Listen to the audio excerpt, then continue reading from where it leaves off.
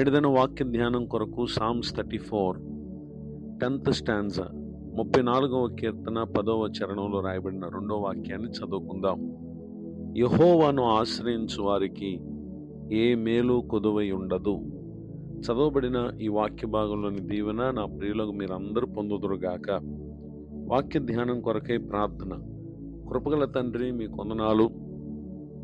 నేడు చదవబడిన ఈ వాక్య భాగం ద్వారా మాతో మాట్లాడి బలపరచమని యేసుక్రీస్తు నామములో ప్రార్థిస్తున్నాను తండ్రి, ఆమేన్.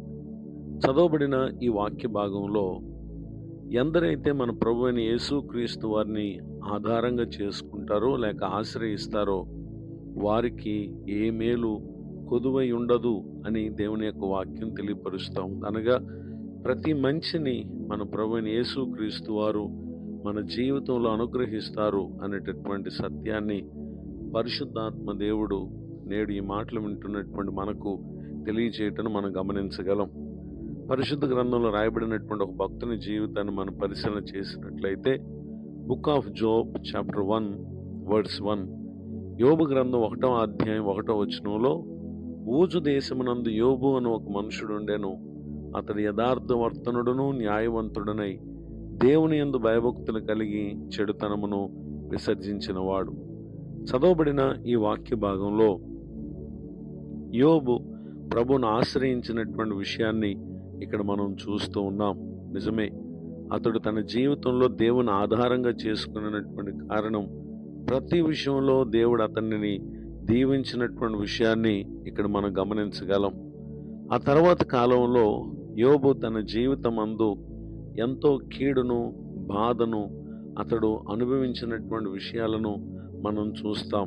ఆ సందర్భంలో కూడా అతడు ఎంతగా ప్రభువును ఆధారంగా చేసుకున్నారు అనంటే బుక్ ఆఫ్ జోబ్ చాప్టర్ 1:21 యోబు గ్రంథం 1వ అధ్యాయం 21వ వచనంలో, నేను నా తల్లి గర్భంలో నుండి దిగంబరినై అక్కడికి తిరిగి వెళ్ళేదను. యెహోవా ఇచ్చిన యెహోవా తీసుకుని పోయెను.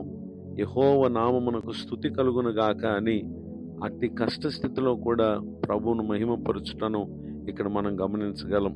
ఆ తర్వాత తన భార్య వచ్చి తనతో మాట్లాడినటువంటి సందర్భంలో దేవుని దూషించు మరణము కమ్ము అని చెప్పి పలికినటువంటి ఆ పరిస్థితుల్లో యోబు గారు తన భార్యతో చెప్పినటువంటి మాట ఏంటంటే చాప్టర్ 2:10 2వ అధ్యాయం 10వ వచనంలో, మూర్ఖురాలు మాట్లాడినట్లు నీవు మాట్లాడుచున్నావు.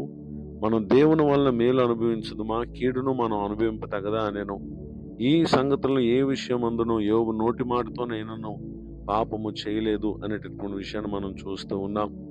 మేలును పొందినటువంటి భక్తుడే ప్రస్తుతం కొంతకాలం అతడు కీడును అనుభవించినటువంటి విషయాన్ని, బాధను అనుభవించినటువంటి విషయాన్ని ఇక్కడ మనం చూస్తూ ఉన్నాం.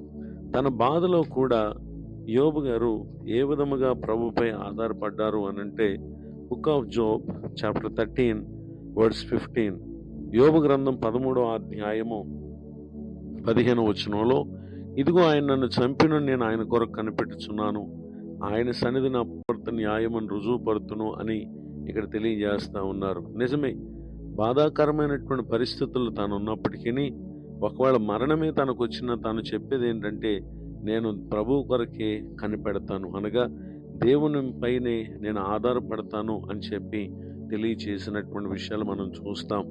ఇంతగా దేవుణ్ణి ఆశ్రయించినటువంటి యోబు జీవితంలో ఎన్నో మేలులు తాను పొందినప్పటికీ కొంతకాలం కీడును అనుభవించాడు. ఆ తర్వాత కాలంలో ఆయన్నే ఆశ్రయించినటువంటి స్థితిలో యోబున్న కారణం చాప్టర్ 42:10 యోబు గ్రంథం 42వ అధ్యాయము 10వ వచనంలో రాయబడినటువంటి వాక్య భాగంలో, యోబు తన స్నేహితుల నిమిత్తం ప్రార్థన చేసినప్పుడు యెహోవా అతని క్షేమస్థితిని మరలా అతనికి దయచేసెను. మరియు యోబునకు పూర్వం కలిగిన దానికంటే 2 అధికముగా యెహోవా అతనికి దయచేసెను. చదవబడినటువంటి ఈ వాక్య భాగంలో చూస్తూ ఉన్నాం. అతడు మొదట మేలు పొందిన వాడే ఇప్పుడు 2 మేలు పొందినటువంటి విషయాన్ని మనం చూస్తున్నాం.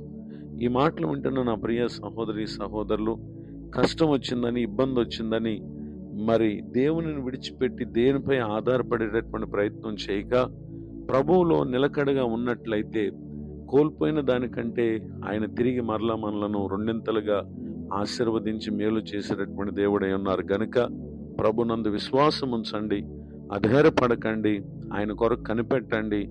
తగిన సమయమందు ఆయన మనలను బలపరిచి మేలు చేసేటటువంటి దేవుడై ఉన్నారు.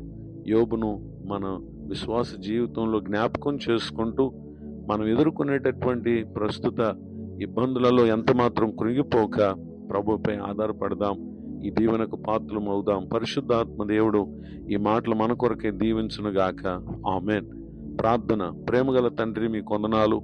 నేడు విన్న ఈ మాటల ద్వారా మీరు మమ్మల్ని బలపరిచినందుకు స్తోత్రం. దైవజనులను వారి కుటుంబాన్ని పరిచయం దీవించండి. మరి ఒక నూతన సంవత్సరాన్ని నేడు దయాకిరీటంగా పొందిన మా ప్రియులను దీవించండి. కృంగిన వారిని, దుఃఖితులను ఆదరించి ఓదార్చండి. నేడు దిన దీవెనలు సమస్త విషయాల్లో దయచేసి మేలు కలుగు చేయమని యేసు క్రీస్తు నామములో ప్రార్థిస్తున్నాను తండ్రి. ఆమేన్. తండ్రి, కుమార, పరిశుద్ధాత్మ దేవుడు తోడ నడిపించును గాక. ఆమేన్. నేడు